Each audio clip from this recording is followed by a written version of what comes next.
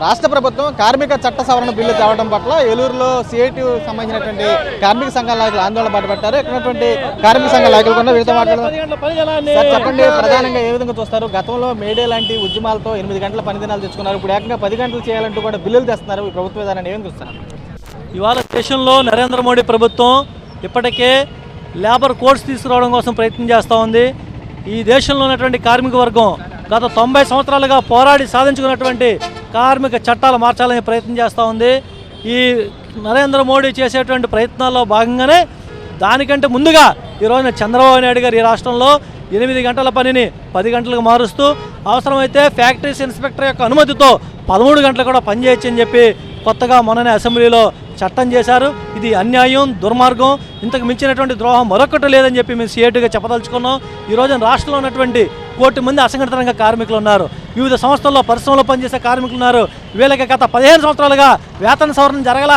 మరి వేతన సవరణ జరిపి ఆ కార్మికుల్ని ఆదుకోవాల్సినటువంటి ఈ రాష్ట్ర ప్రభుత్వం ఈ రోజున పెట్టుబడిదారులకి, కార్పొరేట్లకి ఊడుగుం చేసేటువంటి విధంగా 8 గంటల పనిని 10 గంటలకు మారుస్తూ చట్టం చేయడం అనేటువంటిది అన్యాయం, దుర్మార్గం.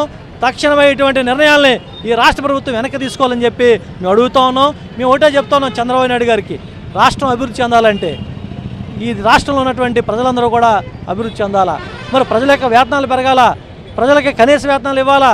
మరి ప్రజల యొక్క బాగోగుల్ని, కార్మికుల యొక్క బాగోగుల్ని పట్టించుకోవాల్సిన మీరు కేవలం కొద్దిమంది పెట్టుబడిదారులకి ఊడిగం చేయడం కోసం ఈ రోజున మీరు ఇలాంటి చట్టాలు చేస్తూ ఉన్నారు. దీన్ని కనుక అమలు చేయాలని చెప్పి చూస్తే ఈ రాష్ట్రంలో ఉన్నటువంటి కార్మిక వర్గం అంగీకరించదో సహించదని చెప్పి ఈ సందర్భంగా హెచ్చరిస్తా ఉన్నాం. సార్ చెప్పండి, ఏం చూస్తారు? దశాబ్దాల కాలంగా పోరాడి తెచ్చుకున్నారు 8 గంటల పని విధానం, అలాంటిది తీసివేయాలని చెప్పి చూడడం ఏం చూస్తారు? ప్రపంచవ్యాప్తంగా కార్మికులు చికాగో నగరంలో సాధించుకున్నటువంటి 8 గంటల పని దినాన్ని ఈ రోజున రాష్ట్ర ప్రభుత్వం వాళ్ళ మందబలంతో ఉపయోగించి 10 గంటలకు మార్చాలని చూస్తూ ఉంది. ఈయనకి అధికారం ఇచ్చింది ప్రజలకు మేలు చేసే విధంగా పరిపాలన చేయమని చెప్పేసి, కార్మికుల హక్కుల్ని కాపాడమని చెప్పేసి, వాళ్ళ బాగోగులు చూడమని చెప్పేసి అధికారం ఇస్తే ఈ రోజున కొద్దిమంది పెట్టుబడిదారులు కార్పొరేట్ కంపెనీలకి ఊడిగం చేసే విధంగా పరిపాలన కొనసాగిస్తూ ఉన్నాడు. మరి ఈ రాష్ట్రంలో కనీస వేతనాలు గవర్నమెంట్ సెక్టార్లోనే అమలు కావట్లా. మరి ఇప్పుడు 8 గంటల పని దినాన్ని 10 గంటలకు పని దినంగా మార్చడం వలన మరింత పనివారం పెరిగే పరిస్థితి ఏర్పడింది.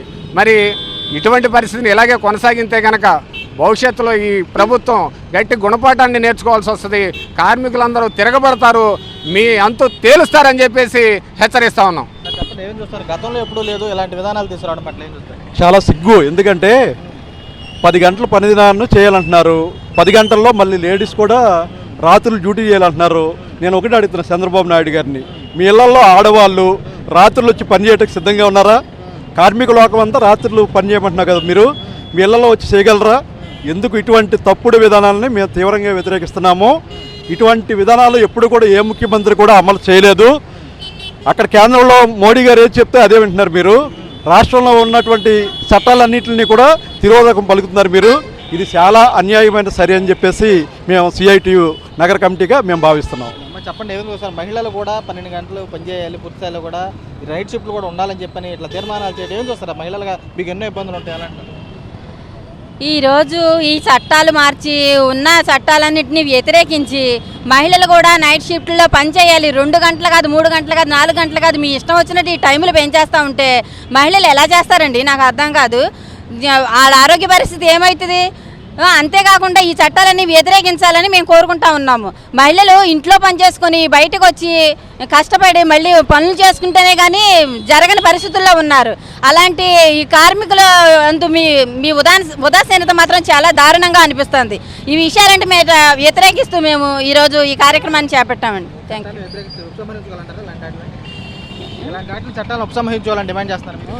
ఇలాంటి చట్టాలన్నీ వెనక్కి తీసుకోవాలని చెప్పేసి ప్రభుత్వాన్ని డిమాండ్ చేస్తా ఉన్నాం. మరోవైపు మరి నాయకులు ఉన్నారు, వీరితో మాట్లాడడం. సార్ చెప్పండి, ఏ విధంగా చూస్తారు ఇలాంటి చర్యలు?